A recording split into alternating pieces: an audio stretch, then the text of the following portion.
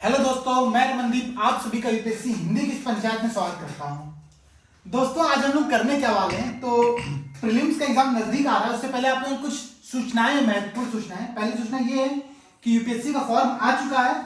आप सभी लोग भर दीजिए, ठीक है। 1 से 2 दिन के अंदर फॉर्म को सारा भर दीजिए, ठीक है। उसके बाद एक महत्वपूर्ण सूचना ये है कि जो हमारे आंसर राइटिंग का मार्च का बैच चल रहा है सृजन का, ठीक है, उसका एडमिशन अभी 10 तारीख तक रहेगा। तो आप 10 तारीख तक एडमिशन ले सकते हैं, ठीक है। आपको जितने प्रश्न बच गए लिखने बचे होंगे अभी तक, उनको लिखने का समय दिया जाएगा आगे, ठीक है।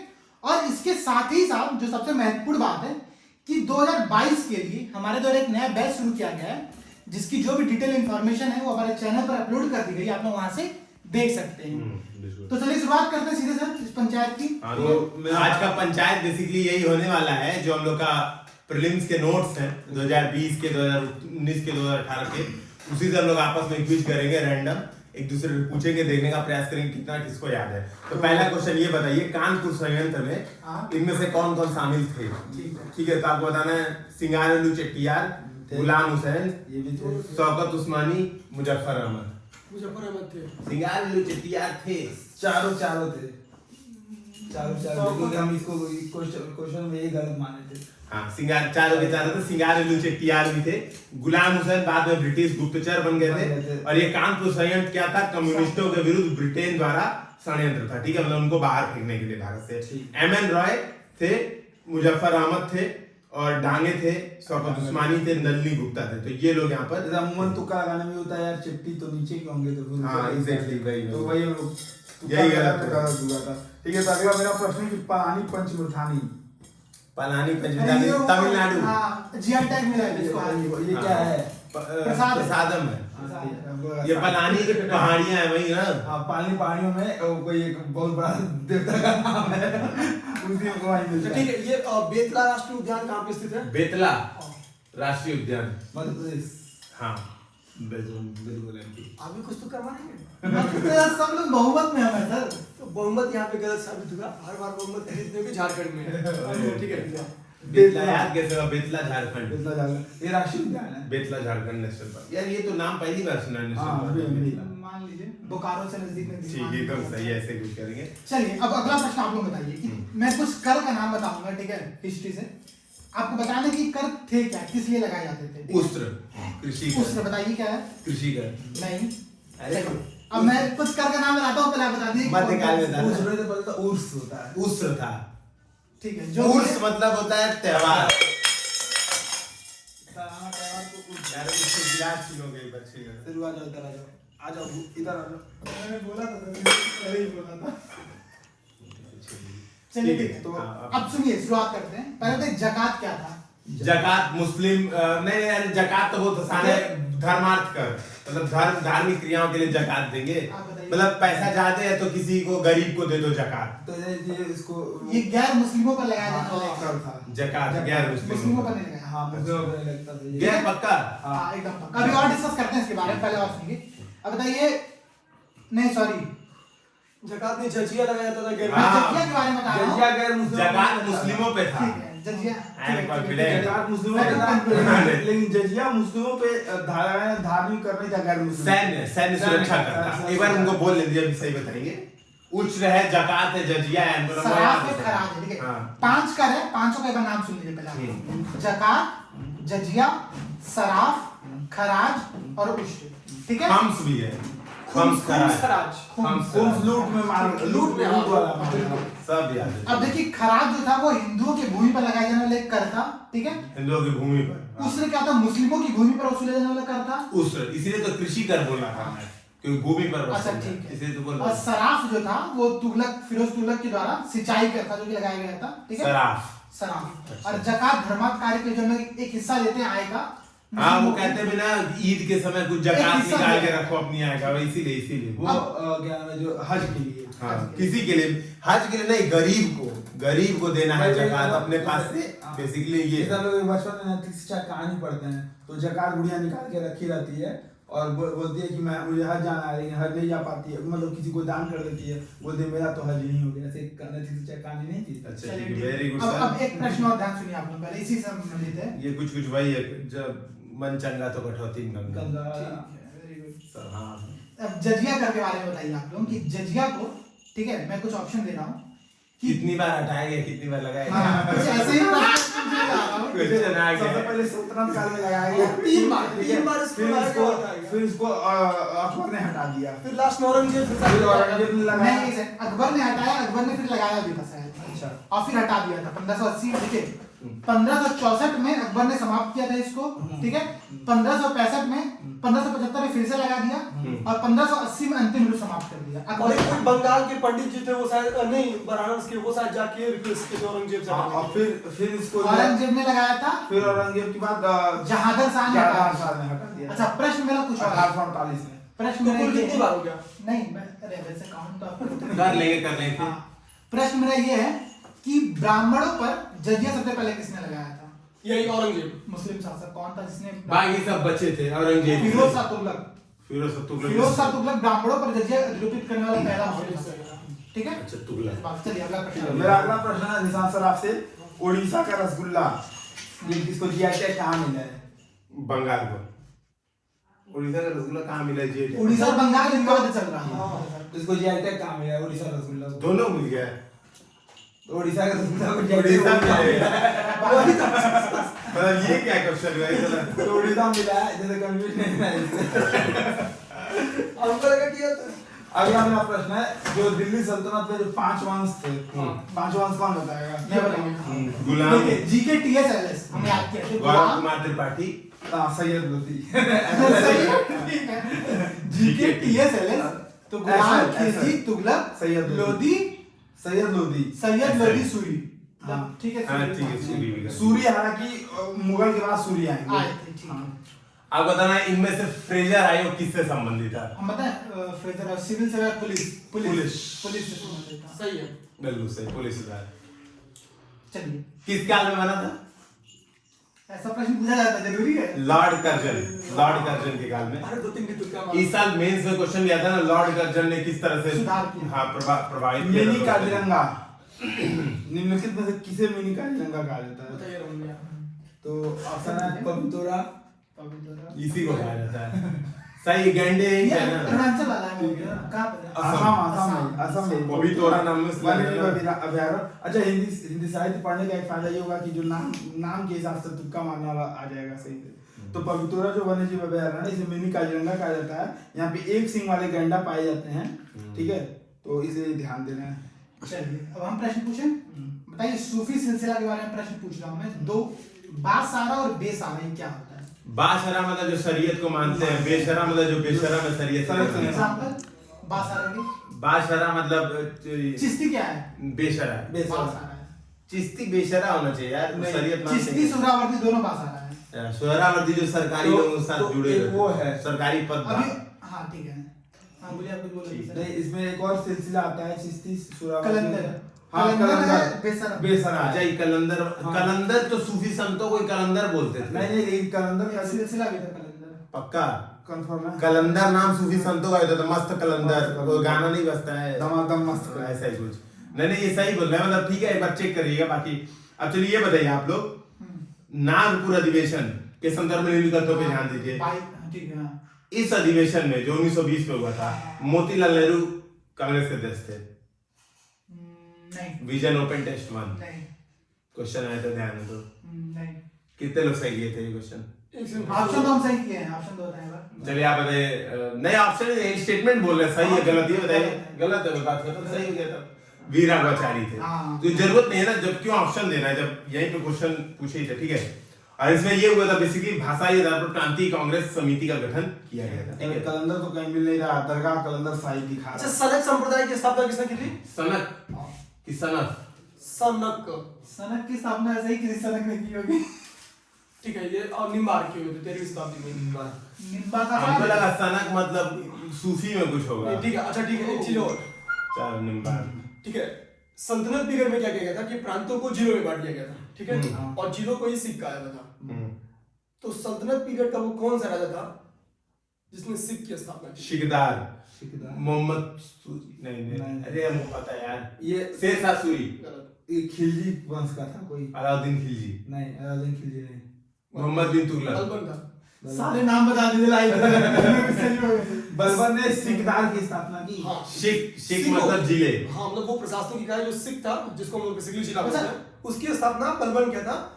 और यहाँ इसकी जो शासक थे सिख के, उसको सिकदार कहा जाता है। तो ये तुम सही थे। चलिए एक प्रश्न बता दीजिए अब यार कि दीवान ए अर्ज की स्थापना किसने की? दीवान आरी सैन्य विभाग, वेरी गुड। यही किया था। खिलजी। अरे बलबन सर ने की थी। बलबन गैसुद्दीन बलबन। यार ये लोग का नाम हमको मीडिएबल आता पता नहीं है, ठीक। थोड़ा मोड़ा तुक्का ऐसे मारते रहेंगे छोड़ेंगे नहीं फिर भी। खिलजी ने बलबन किया था और दीवान आरी सैन्य विभाग था, इतना तो पता है। ठीक है। अरे तो क्या बोले आप अभी? सिकदार। ठीक है सिकदार। अच्छा एक और भारत में जो नरबली प्रथा मौजूद थी, ठीक है, तो हार्डिंग प्रथम डिसाइड किया था कि हम नरबली प्रथा को फिनिश करेंगे। इसके लिए उसने एक अधिकारी की नियुक्ति की हुई थी, स्पेशली नरबली प्रथा को खत्म हाँ, करने। हाँ। उसका नाम क्या था? ऑप्शन नहीं है, तुरंत बता देंगे, नहीं तो 1 मिनट सोचना पड़ेगा। सोच लो 1 मिनट। अरे यार ये पता है यार, वो अधिकारिया का नाम बहुत पता है, बहुत फेमस ऑफिसर है। ठीक है 1 मिनट का टाइम नहीं है। कैंपबेल द्वारा किया गया था। हाँ। कैम्पबेल आयोग भी बना था ना किसी चीज के लिए। कैंपबेल आए बहुत के लिए, सूखे के लिए। अगला सूखा नहीं। अच्छी और कैम्पबेल। हाँ मतलब इसके लिए निशान सरकार आकार, घोषणा के लिए सूखा। स्वतंत्रता, समता और बंधुता ये आदर्श हमारे संविधान में कहाँ से लिए गए थे? फ्रांस से लिए गए थे। वेरी ठीक गुड। है। और अच्छा बताइए, अगर पृथ्वी अपनी घूर्णन बंद कर दे, साइंस एंड टेक घूर्णन बंद कर दे, ठीक है, घूर्णन मतलब अक्ष पे घूर्णन। हाँ, तो बताइए क्या क्या हो सकता है?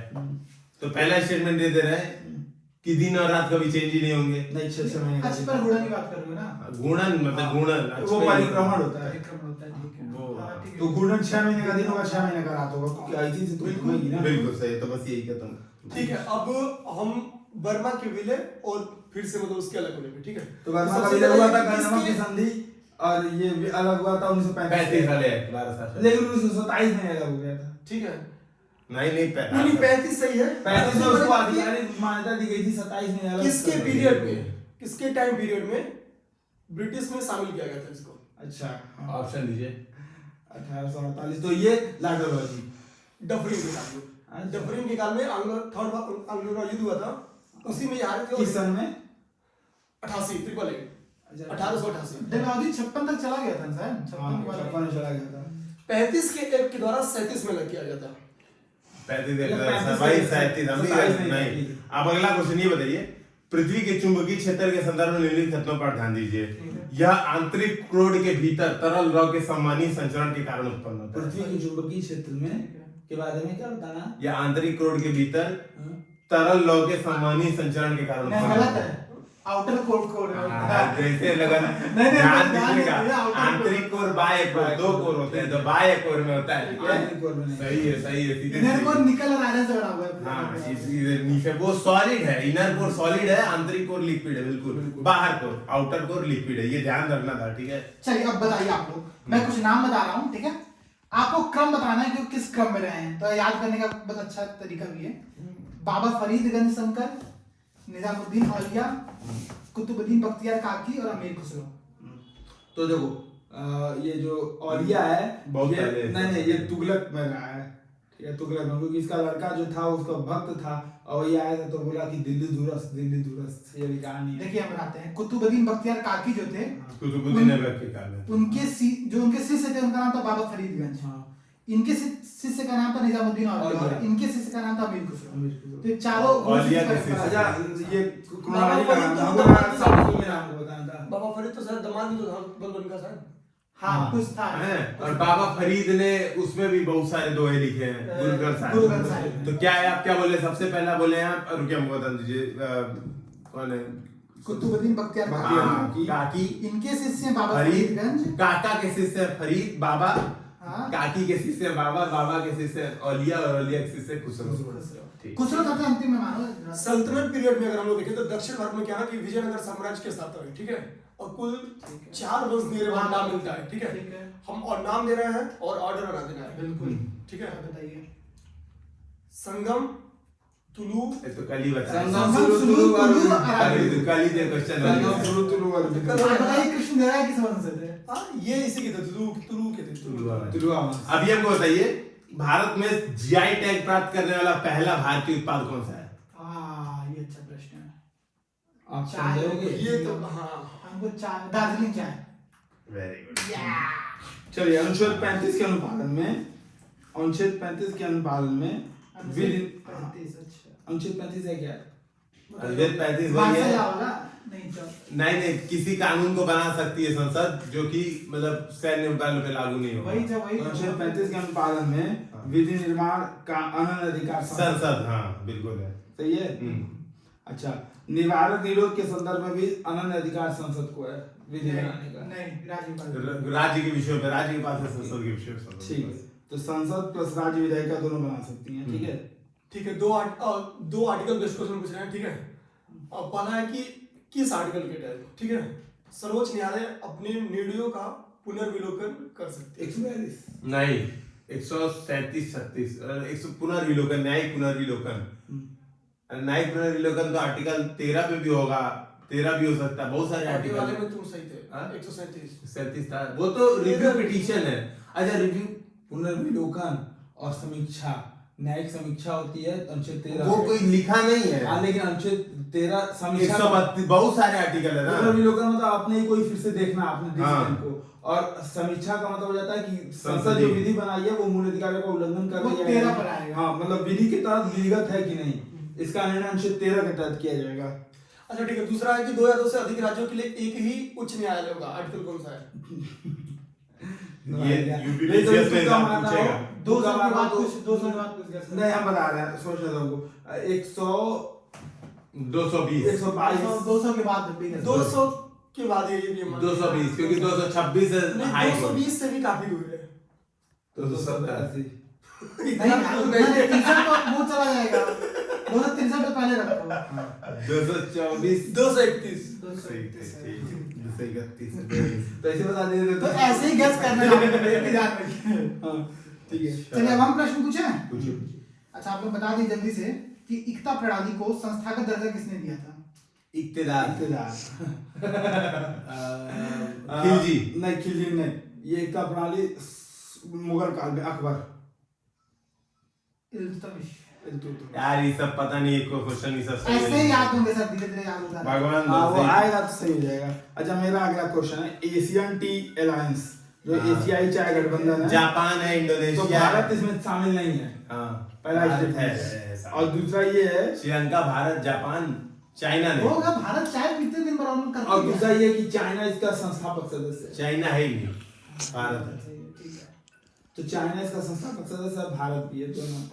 चाइना सदस्य हाँ है। तो चीन के गुइझोउ में जो ये समझौता था उसके उपरांत ये आया था इसमें भारत चीन ऑस्ट्रेलिया इंडोनेशिया श्रीलंका और जापान। तो भारत चीन इंडोनेशिया श्रीलंका और 5 देश हैं मतलब भारत चीन श्रीलंका इंडोनेशिया जापान 5 देश।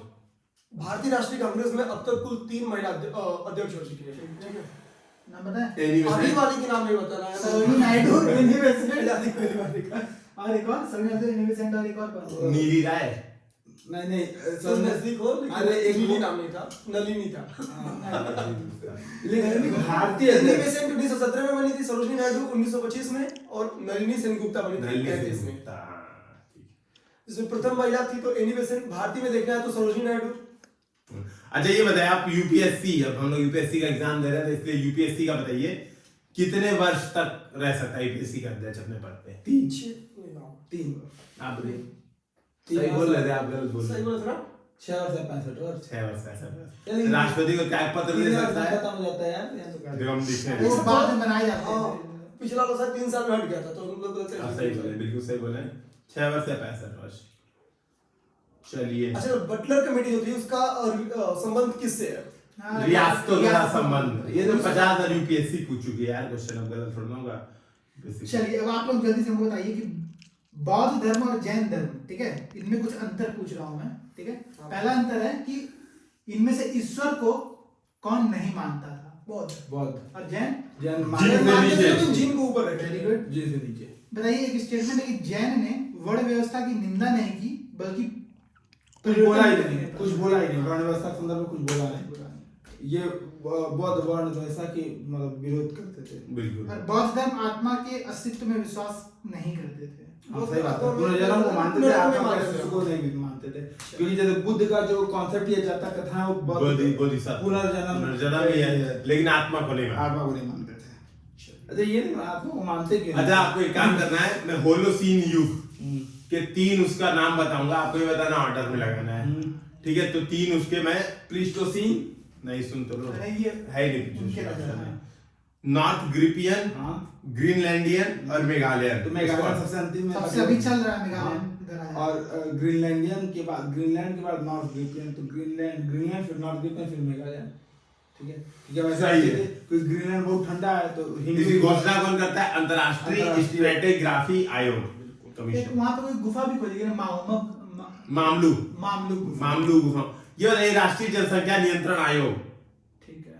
इसका अध्यक्ष कौन होता है? Registrar general of India. सच ही होता होगा। प्रधानमंत्री। अच्छा, प्रधानमंत्री।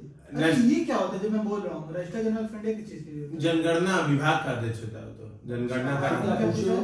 हम राष्ट्रीय जनसंख्या नियंत्रण आयोग बोले, जनसंख्या नियंत्रण आयोग। नियंत्रण आयोग, जो क्वेश्चन ध्यान से नहीं पढ़ने का ही नुकसान होता है सुनने का। ठीक है, अगला क्वेश्चन है कि किस कश्मीरी शासक को कश्मीर का नीरो कहते हैं? कश्मीर का नीरो। ऑप्शन देंगे तुरंत बता देंगे। ठीक है, बता देते हैं। हम ऑप्शन ये देते हैं, मतलब 3 ऑप्शन देते हैं। पहले ये बताइए कि वो जो शासक वो किस वंश से रिलेटेड था? कारकोट वंश, कारकोट का ही था। लोहार वंश, उत्पल वंश। नहीं कारकोट का ही था। कारकोट ही ज्यादा फेमस है। तो ये तो गलत है, लोहार वंश है। और नाम था उसका हर्ष। हर्षवर्धन। हर्ष, अच्छा हर्ष को बोलते हैं कश्मीर का नीरो। ओके। एक्चुअली इसकी तुलना जो है ना, ये बहुत अत्याचारी था और रोम के राजा नीरो से की जाती है, इसी की वजह से इसको बोलते हैं। चलिए आप बताइए, आप बता कि मैं कुछ चित्रों के नाम बता रहा हूँ, बताना है कि आप लोगों को ये चित्र किस गुफा में बनाए गए हैं। अजंता में। सुन तो लीजिए सर, मेरी बात तो सुन लीजिए। एक ही आता है ये गुफा, ठीक है आप बोलिए। अर्जुन की तपस्या ये तो या पता चल गंगा का गया। अवतरण। ये तो पता चल गया, महाबलीपुरम। ठीक है, मामलपुरम गुफा बिल्कुल ये सही। गुफा है, अरे मतलब रसमंदिर। ठीक है, मंदिर गुफा फीलिंग समझ जाओ। मतलब मैं पूछना चाह रहा हूँ कि और भी कई प्रश्न इस लाइन में, ठीक है। एक प्रश्न ये है कि ये विष्णु के वराह अवतार के द्वारा पृथ्वी देवी को हिरण्याक्ष राक्षस से बचाए जाने का जो दृश्य है, अरे वो वराह अवतार में आते हैं अजंता में है नहीं। नहीं हम बता देंगे। पृथ्वी को बचा रहे हैं। एलोरा में। बाघ है, बाघ है। एलोरा बाघ। एलोरा एलोरा। मैंने लिखा है उदयगिरी। हाँ उदयगिरी उदयगिरी खंडगिरी में भी है, बिल्कुल। नहीं उदयगिरी खंडगिरी अलग है। बिल्कुल उदयगिरी बिहार में ना, मध्य प्रदेश। उदयगिरी गुफा। खंडगिरी जो आप बोल रहे हैं वो उड़ीसा में पड़ता है ना?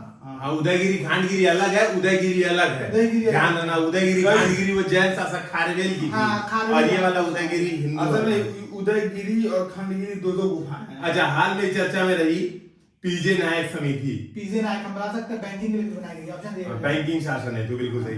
पीएचडी में सरकारी शेयरों में कमी करेगा, बैंक इन्वेस्टमेंट कंपनी में रहेगा, बैंक बोर्ड ब्यूरो का गठन करेगा, ये बोला है। चलिए ठीक है, प्रश्न पूछिए अपना।